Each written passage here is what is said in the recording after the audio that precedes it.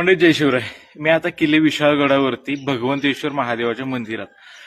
खरं सांगा मित्रांनो, विशाळगडाची हालत तुम्हाला चांगलीच माहित आहे, पण एक आश्चर्यपूर्वक गोष्ट आहे की गड अजून सुद्धा एका गोष्टीमुळे जिवंत आहे, एका व्यक्तीमुळे जिवंत आहे. ते म्हणजे हे आहेत निलेश काका हर्डीकर. नमस्कार. भगवंतेश्वर महादेवाच्या मंदिरात ते पुजारी म्हणून काम बघतायत आणि पिढ्यानपिढ्यापासून बघतायत. आणि इथं येणाऱ्या प्रत्येक पर्यटकांचे, गड भटकंती करणाऱ्या ट्रेकर लोकांच्या, शिवभक्तांचे ते राहण्याची, खाण्याची आणि त्यांना इतिहास सांगणे संपूर्ण माहिती इथं सोय करतात. तर काका, 2 शब्द तुम्ही आपल्या लोकांच्यासाठी बोलावेत. नमस्कार. मी निलेश हर्डीकर काका, विशाळगड श्रीदेव भगवंतेश्वर महादेव मंदिर याचा पुजारी पण हे माझ्याला आतापासून नाहीये. आमचे पूर्वज राजांच्या काळापासून ह्या मंदिराचे पुजारी आहेत.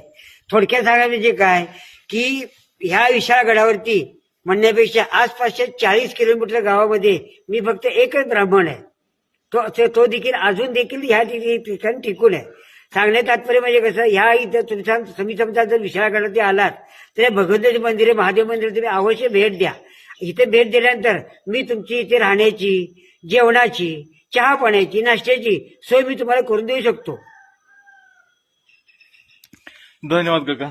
आता आपलं कर्तव्य की विशाळगडावरती फक्त भग्न अवशेष आहेत म्हणून नाही, तर इथल्या प्राचीन इतिहास जाणून घ्यायचा असेल तर या काकांच्या सोबत नक्की संपर्क करा. हा त्यांचा नंबर आहे. जय शिवराय मित्रांनो, मी आहे रवींद्र दाभाडे, इतिहासाचा विद्यार्थी आहे, लॉचा स्टुडंट आहे आणि गड भटकंतीचा महाराजांचा व्हिडिओ, महाराजांचा इतिहास तुमच्यापर्यंत पोहोचवायचा प्रयत्न छोटासा करतोय. जर माझा प्रयत्न तुमच्या हृदयापर्यंत पोहोचत असतील तर आपल्या पेजला नक्की फॉलो करा. तुमचा आशीर्वाद असू द्या. जय शिवराय.